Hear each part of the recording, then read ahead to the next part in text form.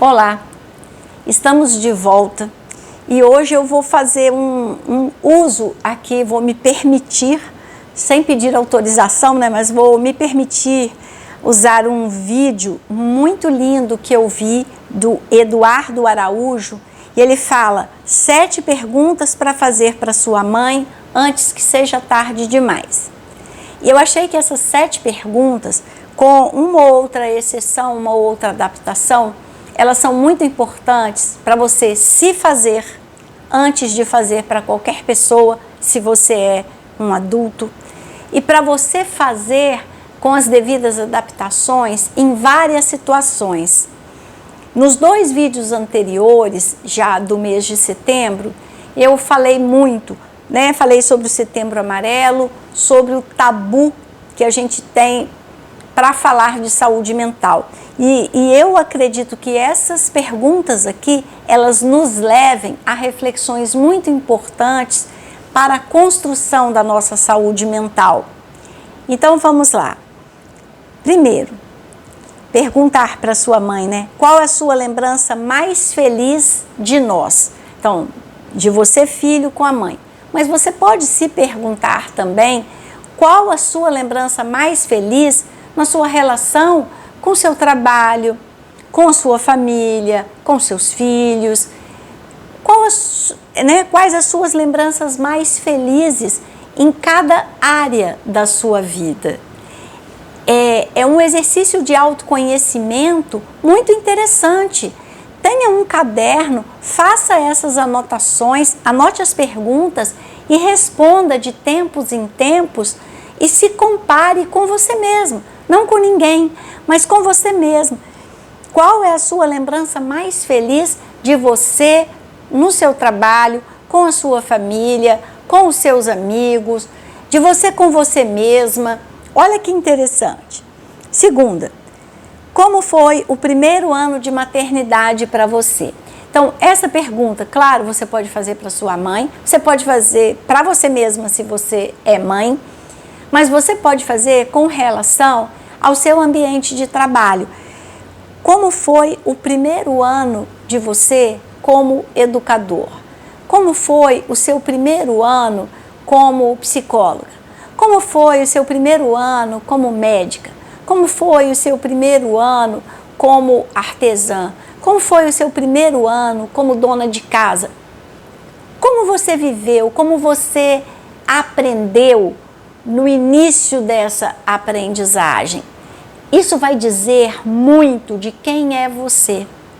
E o autoconhecimento é a pedra fundamental de todo progresso, de toda conquista. E para usar uma expressão que está na moda, né, de toda prosperidade.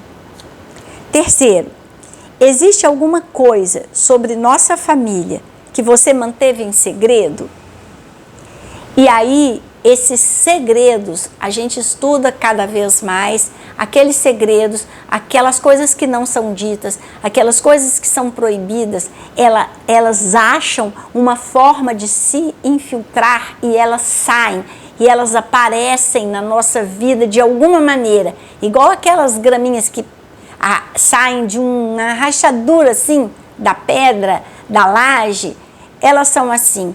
Então, procure saber, sim, com relação à sua família, porque o seu autoconhecimento é muito importante para que você consiga se relacionar bem em todos os ambientes que você vive, mas também procure saber, por exemplo, na escola onde você trabalha, se há acontecimentos que são mantidos meio que como segredos para preservar a imagem da escola, mas que volta e meia tentam aparecer numa outra atitude, numa outra revolta, em qualquer ambiente de trabalho. Mas a gente está falando escola porque a gente está no Setembro Amarelo e porque a gente acredita que a escola seja um canal muito importante nesse trabalho de proteção, de prevenção dos nossos jovens, mas também dos nossos adultos que trabalham na escola.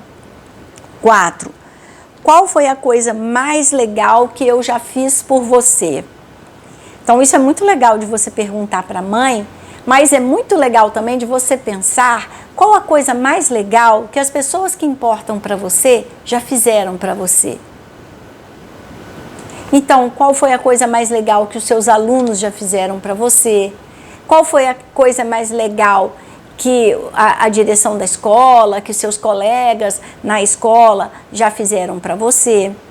Qual foi a coisa mais legal que os seus amigos mais chegados já fizeram para você? Porque isso também te responde onde estão as suas prioridades, a sua sensibilidade, a sua linguagem do amor. Lembra? Já faz um tempinho que eu fiz esse vídeo das 5 linguagens do amor. Isso te ajuda a entender qual é a linguagem, né? O que fala de amor para você, quais as atitudes que falam de amor para você. E isso também faz com que você saiba como você fala de amor para os outros, para os seus alunos, para a sua família, para as pessoas que trabalham com você. E aí a comunicação vai ser facilitada, porque é muito difícil você falar em inglês com alguém que não entende inglês. É muito difícil que alguém que não entende português fale com você que só entende português. Então, adaptar a linguagem, conhecer a linguagem, a sua e a do seu interlocutor, pode ser decisivo para uma boa comunicação. 5. Existe alguma coisa que você sempre quis fazer, mas ainda não teve a chance? E aí, para sua mãe é muito legal, mas para você perguntar para você mesma também, não é? Porque a gente está vendo muita gente nova adiar a vida. Quando eu me aposentar, quando eu for transferido, quando eu conseguir, quando eu... E a gente não tem garantia de que essas coisas irão acontecer, de que a gente vai chegar nesse futuro. Então, a gente precisa encontrar coisas que a gente gosta de fazer e fazê-las. É claro que não é de maneira irresponsável, mas a convivência, né, eu sempre bendigo o fato de conviver com pessoas muito diferentes de mim. Eu acho que isso é uma lição e tanto. E eu atendo uma menininha de família muito simples e outro dia ela, nas férias, ela estava toda feliz porque ela ia viajar com toda a família, avó, tios, primos, para Aparecida do Norte. E ela ficou assim, maravilhada, é uma criança, ela ficou maravilhada porque eu falei que ela estaria indo a um lugar que eu ainda não fui. E ela achou o máximo. Então, olha, eu não fui lá, talvez porque eu não tenha colocado como prioridade, né? Mas a família dela colocou. E ela, que é uma criança pobre, que é uma criança que acha que ela tem poucas oportunidades, ela passou a achar que aquilo ali era muito importante porque eu não tinha feito, porque era uma experiência que eu não tinha vivido. E eu pedi a ela que me mostrasse as fotos, tirasse fotos e trouxesse para eu ver depois.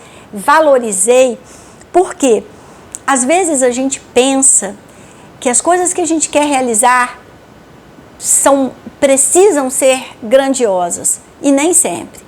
A gente precisa ter o hábito de valorizar as pequenas coisas que a gente realiza diariamente, rotineiramente, costumeiramente. E claro, a gente pode ter sonhos e trabalhar para que eles se realizem. Eu tenho visto tanta gente que trabalha, que junta dinheiro, que programa a viagem dos sonhos. Às vezes é para Disney, mas às vezes é só para a praia.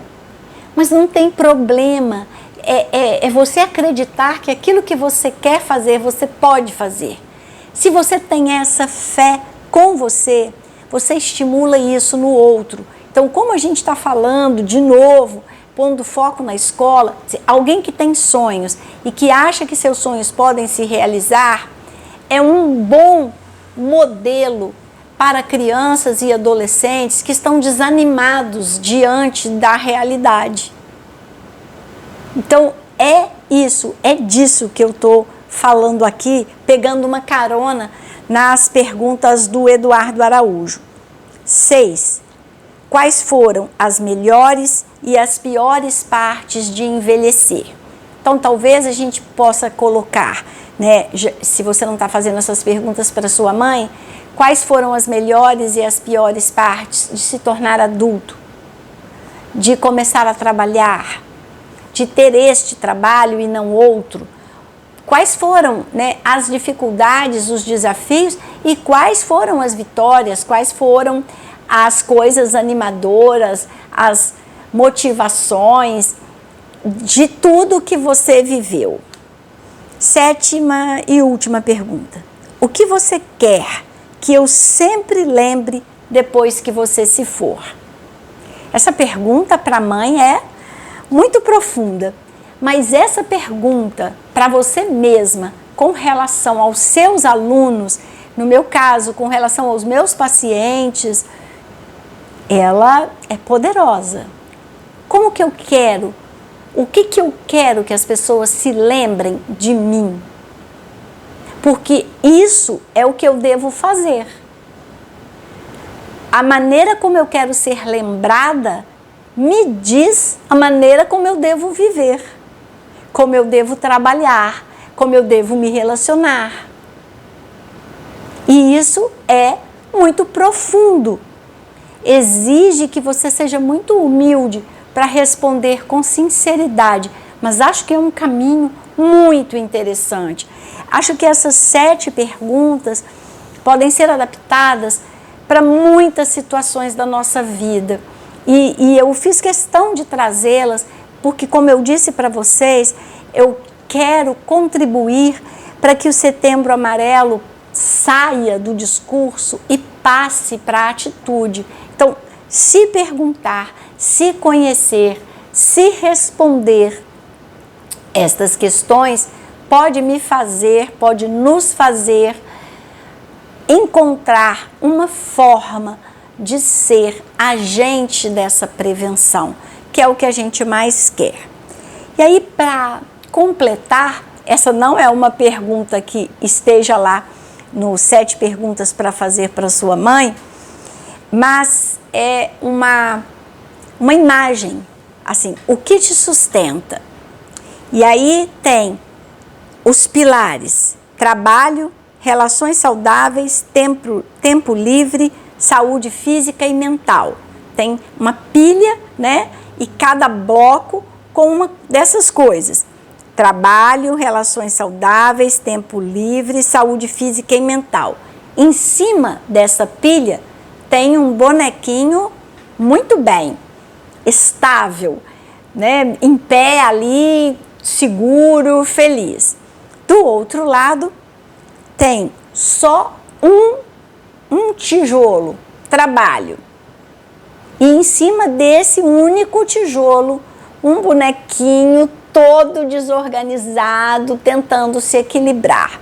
Então, acho que a gente precisa também se responder a essa pergunta: o que me sustenta na vida? Onde é que eu me apoio para conseguir viver a minha vida, ser feliz, enfrentar, vencer, perder desafios sem desanimar, sem achar que não vale a pena, sem desistir? Então, faça para você essas 7 perguntas e faça esse exame também. O que te sustenta na vida?